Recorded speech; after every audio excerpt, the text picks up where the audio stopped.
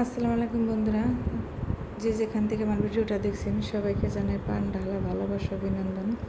সবাই কেমন আছেন? আশা করি আল্লাহর মধ্যে ভালো আছেন। বন্ধুরা, আজকে খুবই মজাদার সুস্বাদু একদম সেরা স্বাদের আলু ভর্তা রেসিপি নিয়ে আসলাম। এই আলু ভর্তাটা তো বন্ধুরা আমরা সবাই পছন্দ করি, আলু ভর্তা না হলে চলে না। বাঙালির প্রিয় খাবার হচ্ছে আলু ভর্তা। আসেন আলু ভর্তাটা কেমন করে বানাই সেটাকে আপনাদের দেখাবো, অবশ্যই দেখলে ভালো লাগবে। প্রথমে আমি শুকনো মরিচটাকে সুন্দর করে তেল দিয়ে আলতো হাতে ভেজে নিব, যেন পুড়ে না যায়। আস্তে আস্তে সুন্দর করে এটাকে ভালো করে মুচমুচা করে ভেজে নিব। মরিচ ভাজার মানে টেকনিক হলো আস্তে আস্তে ভাজতে হবে। জোরে ভাজলে মানে বেশি জাল দিলে সেটা পুড়ে যাবে। সুন্দর করে মুচমুচা করে ভাজা হয়ে গেছে। এখানে যে বন্ধুরা নিয়েছি এখানে মরিচ, পেঁয়াজ কুচি, আলু যা সুন্দর করে সিদ্ধ করে আমি ছিলিয়ে নিয়েছি। এখন সুন্দর করে এটাকে আলতো হাতে ভর্তা বানিয়ে নেব। প্রথমে মরিচের বোটাটা ভেঙে নেব। দেখেন মরিচটা কী পরিমাণ মুচমুচে হয়েছে, টিপে দেওয়ার আগেই বোটাটা ভেঙে যায়। মরিচের ভর্তার হচ্ছে মেন কারণ হচ্ছে মরিচ, শুকনো মরিচটা মুচমুচে করে ভাজতে হবে। মুচমুচে করে ভাজলে সেটার ভর্তার টেস্ট আলাদা বন্ধুরা, মজা মানে কি বলবো, একটা সুগার বের হয় ভিতর থেকে শুকনো মরিচের।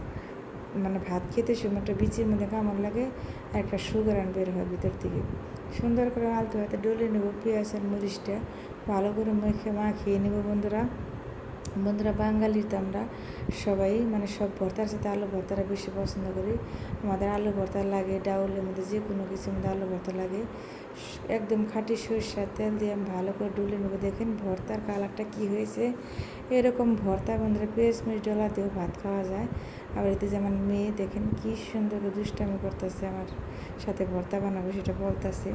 দেখেন মাখানিটা কি সুন্দর টেস্টি হয়েছে।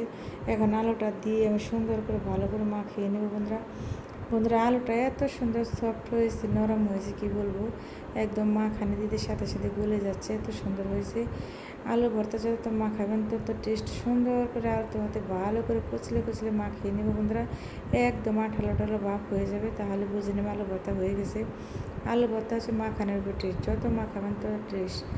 আর গরম ভাতের সাথে আলু ভর্তা হলে বন্ধুরা তার তো কোনো কথাই নেই।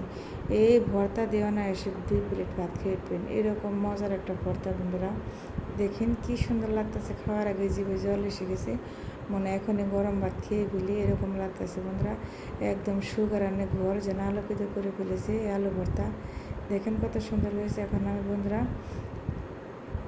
ভর্তাটা সুন্দর করে ফ্রিজে মধ্যে তুলে নেব। এই যে দেখেন কত সুন্দর হয়েছে, খেতেও খুবই মজা বন্ধুরা। তোমরা বাসায় এভাবে একবার বানিয়ে খেয়ে দেখবেন, সে একটি টেস্টি খাবার বন্ধুরা। আমার রেসিপিটা ভালো লাগলে আপনাদের কাছে বন্ধুরা লাইক কমেন্ট করে সাবস্ক্রাইব করতে ভুলবেন না, আমার পাশে থাকবেন। আপনাদের জন্য শুভকামনা দোয়া রইল মন থেকে। সবাইকে আমি দোয়া করি ভালোবাসা দিই, সবাইকে যেন আল্লাহ ভালো রাখে, সুস্থ রাখে। আল্লাহ হাফিজ।